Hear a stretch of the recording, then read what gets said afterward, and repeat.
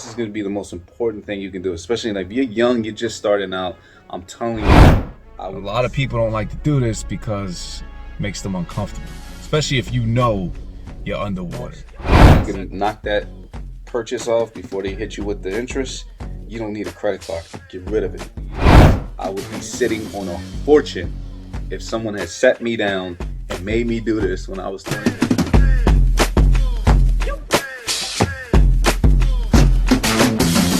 What's going on, y'all? I'm gonna spend the next few minutes talking with y'all about something that I did a few years ago when I had my back against the wall that this whole coronavirus thing kind of reminded me of. Excuse the beard. This is one of my no shave Novembers that turned into no shave December, but I don't know, I might cut it. What do you think? Anyway, let's talk about it. And that's the importance of living below your means, at least until you're in a position where you don't have to do that anymore. So there's a couple of techniques I use I want to share with y'all because I think it'll be very important. Probably the biggest thing that helped me is I got rid of my debit cards and credit cards. Get rid of them, cut them up, chop them up, don't look back. Especially if you're in debt. Especially if you're in debt, you got no reason to have a credit card. See, these credit card companies, they're very predatory. And they give these credit cards to people who they know can't pay their stuff back. And they rely on that. This person is not going to check their account every day. This person is not going to sit down and say, you know, how do I get myself out of this? I'm just going to bleed them. I'm going to bleed them dry. There's a psychological thing that happens when you use a credit card, right? You go in a store, you swipe your credit card, the guy gives you your credit card back and the merchandise. In your brain, psychologically, you didn't lose anything. Right? Because you got your card back and you got the stuff you bought. When you use cash, you walk in the store, you hand the clerk a $20 bill and they give you less money back, you feel that instantly. And it makes you less inclined to spend more money, right? There's a whole bunch of studies out there that when you use a credit or debit card, you spend 15 to 20% more than what you normally would have. Credit card companies know that. They're extremely predatory and that's how they get over them. So hear me out and take that shit personal. I get annoyed. I get credit card offers in the mail. I get these loan offers. I get annoyed. I tear them up.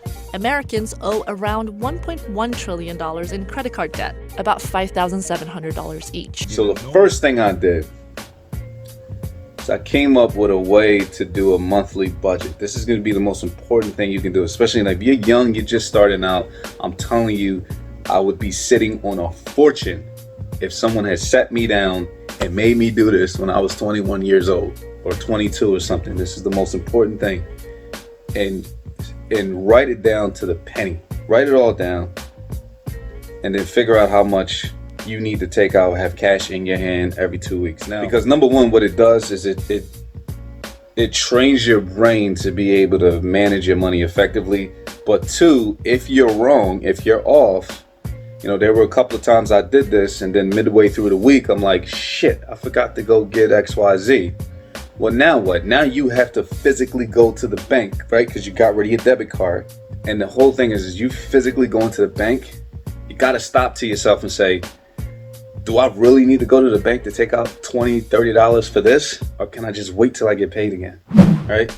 And another reason why it's so important to keep that budget and do it for the whole year is because it forces you to forecast at least 12 months out, right? And it brings into reality how fucked up you are. I'll give you an example. There was a few times, you know, a couple of coworkers, Wednesday, Thursday, it's been a crazy week. Let's go out. Let's go have some drinks. Everybody's going there. You in these group texts, and then I'm in my pocket like, I got $20, right? And it's like, man, I really want to go out. I really want to, you know, have some fun. You know, should I really go to the bank and take out some money, or can I just catch him next time? Do I got it like that, or do I just get with him next time? You know what? You ain't got it like that. Get with him next time. And it brings into reality exactly where you need to be. And a lot of people don't like to do this because it makes them uncomfortable, especially if you know you're underwater. I sat down and I did a budget for somebody, and we looked at all their monthly expenses, what they, you know, expect to spend versus what they owe. And it was just like, yo, you're negative like 200 every month. and you either need to A, make some more money at your current gig or get a second job, or you just gotta downgrade. Had I had a card on me, oh, let's do it. So get rid of your credit card, because here's the thing. I was at that very bottom.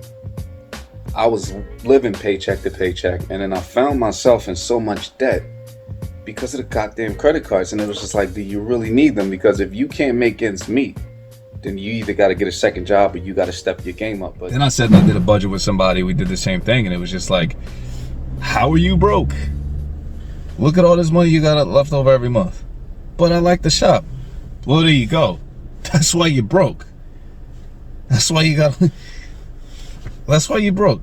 This is how much money you got saved over.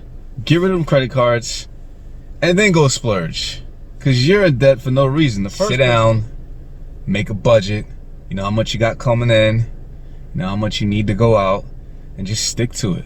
Knowing where you are, you know exactly where you gotta be. But until you tear that Band-Aid off and just come to terms with where you are and where you need to be, you'll never get out of that cycle. Reason why they don't teach us this in school, and the reason why you get bombarded with credit card and loan offers the moment you turn 18 is because as long as the average person does not rip that Band-Aid off or does not know where they need to be, then they can continue in that cycle of giving all your money to the banks and the credit card companies who are just going to rip you off. The purpose of this is not to live on pennies and scraps for the rest of your life. The purpose of it is that you want to eventually get to a point where you can splurge, where you don't got to worry about rent. You can say, yo, I did the right choices. I made my stack this big, and guess what? I'm going to go spend some money now because I deserve it. And you shouldn't have to be 65, 70 years old to do that. That's bullshit. And I hate the notion that I'm supposed to slave and bust my ass until I'm 65. That's when I get to live. Fuck that. I want to be almost dead by that point. That's crazy to me, and I'm not going to live like that. Neither should you. So start now. I'm telling you, you in your 20s watching this, start now. Make a budget, stick with it, and live within or very low below your means until you got enough stacked up, you got enough in your career where you can say, boom, I'm going to spend some bread. I'm going to live like I don't care what happens next. Because we all deserve that, at least. That's how I feel. Anyway. What are your thoughts?